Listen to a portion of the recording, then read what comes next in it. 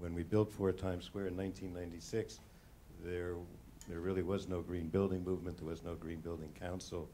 We had decided to build a environmentally responsible building. Weren't sure exactly what that was, and we spent a lot of time trying to figure it out. We did include bike parking in the building. We probably would have expanded it. We probably would have made the stores on Broadway more accessible to the public than they are. They don't exactly front on the plaza.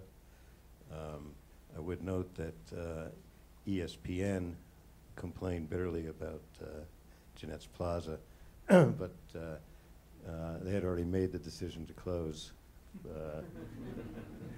And we're blaming Jeanette, but I think she can handle that responsibility. But we've worked closely with Department of Traffic on our buildings, and find it a very good agency to work with.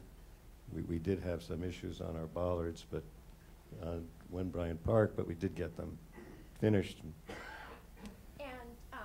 One of the things that Jeanette talks about is all the different metrics to measure the success of the changes that has been made. So increased pedestrian traffic, increased rents for the stores and the offices. Have you seen those kinds of improvements in the buildings that you have around Times Square?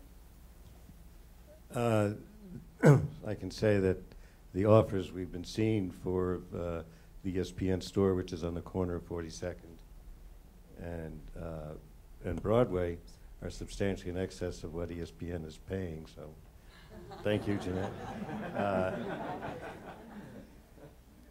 I think we all see that New York, the tourist industry is booming, and that there are more people walking out on the streets. The city is becoming a lot more welcoming, thanks to what Jeanette is doing to the tourists in the city. Jeanette's right. It used to be crossing Times Square. You really were taking your life in your hands. It's become a lot safer. I cross it daily, and it not only were you taking your life in your hands, but you actually, as Jeanette said, had to push the tourists out of your way. That no longer is the case. So there have been some great improvements in Times Square. And what about One World Trade Center? Have the changes that Jeanette and the Department of Transportation made going to affect how you're thinking about that? A lot of that has already been set. Jeanette may know more about what's going on down there than I do at this moment, because there's some changes being talked about. But that's still 3 years away. There is plenty of bike parking planned for the facility, and that's a work in progress.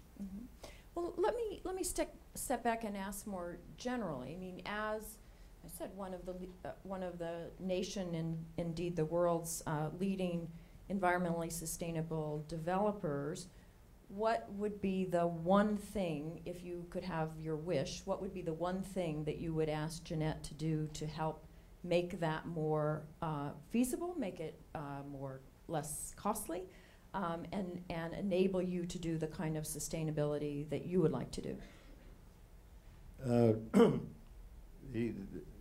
If Jeanette could wave her magic wand and make the city bureaucratic process simpler.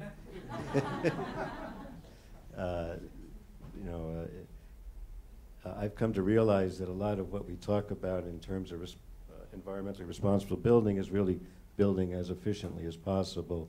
And when you have to go back time and time again to different agencies and make just small changes because one agency changes something, and it's really wastes a lot of time.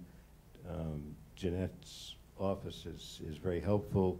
One of the big issues people don't realize in the carbon footprint of a new building is the truck traffic in bringing materials, and working with Jeanette's office in making sure that we can get the deliveries as efficiently as possible has been very helpful, and that's something that we need to see continue.